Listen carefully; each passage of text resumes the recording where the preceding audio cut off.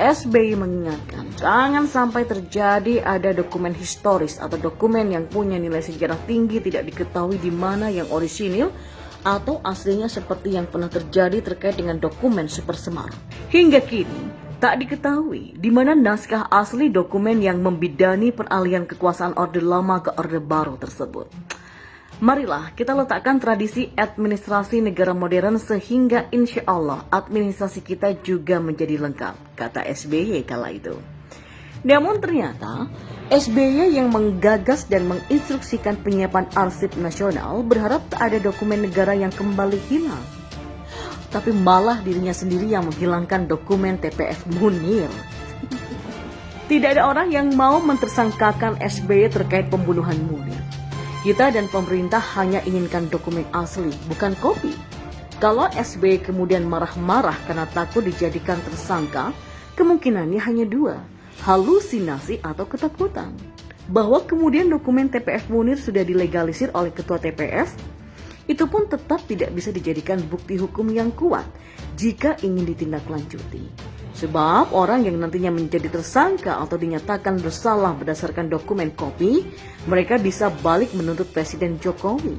Dan sudah terbayang bagaimana ributnya negeri ini andai itu terjadi, pasti akan lebih ribut dari kasus Ahok. Lalu, apa SBY sengaja mau menjebak Presiden Jokowi dengan memberikan dokumen kopi? Lagi pula, dokumen TPF Munir itu kapan dilegalisirnya? Jangan-jangan baru kemarin dilegalisir. Lalu untuk keperluan apa kok dilegalisir? Kenapa yang diserahkan kepada SBY bukan versi legalisirnya, toh isinya sama aja? Nah, dengan nada penyampaian SBY yang sangat nampak panik, saya tidak bisa berpikir atau dipaksa percaya bahwa dokumen TPF pembunuhan Munir hilang begitu aja. Gak mungkin.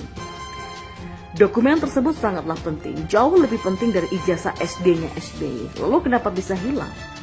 99% jawabannya karena memang dihilangkan, bukan karena hilang. Pasal 86 Undang-Undang Nomor 43 Tahun 2009 tentang kearsipan menegaskan bahwa setiap orang yang dengan sengaja memusnahkan arsip di luar prosedur sebagaimana dimaksud dalam pasal 51 ayat 2 dipidana maksimal 10 tahun penjara. Maka dengan ini seharusnya SBY sudah diperiksa dan ditetapkan sebagai tersangka. Sementara SBY sebaiknya juga tidak curcol alay, biarlah proses hukum yang berjalan. Bahwa kemudian ada kecurigaan dokumen TPF Munir sengaja dihilangkan itu harus dijawab SBY di pengadilan, bukan di keterangan pers. Sebab ingat, bolanya ada di penegak hukum, bukan di tangan SBY. Yang ada di tangan SBY itu dokumen TPF Munir yang sekarang hilang, itu bukan yang lain. Lagi pula, SBY seharusnya sadar diri bahwa rakyat satu Indonesia sudah muak dengan curcol prihatinnya. Cukuplah 10 tahun rakyat disubsidi keprihatinan yang muter-muter. Sekarang kita bicara strike saja, dokumen TPF Munir kemana? Sulit sekali bagi saya untuk tidak curiga bahwa dokumen tersebut sengaja dihilangkan, mengingat pernah SBY membebani arsip nasional dan mewanti-wanti agar jangan ada dokumen hilang lagi, seperti Super Semar. Kalau kemudian dokumen TPF Munir hilang, ini tandanya apa? SBY juga sebaiknya belajar dari Ahok. Sebelum dipanggil pun sudah datang ke Barreskrim minta diperiksa. Bukan malah curcol ketakutan dan bertanya dengan nada tuduhan, nggak kebalik dunia ini. Sehingga membuat opini publik Kejaksaan Agung yang bersalah. SBY itu juga harus mengakui kesalahannya. Minta maaf lah, sebab setelah 2 tahun lengser dokumen juga belum diserahkan. Itu pun baru ingat setelah pemerintah meminta. Bukan atas kesadaran sendiri loh ya.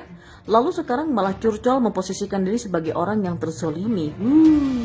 Dan yang terakhir, sebaiknya SBY kembali membayar konsultan agar pernyataan politiknya lebih konsisten.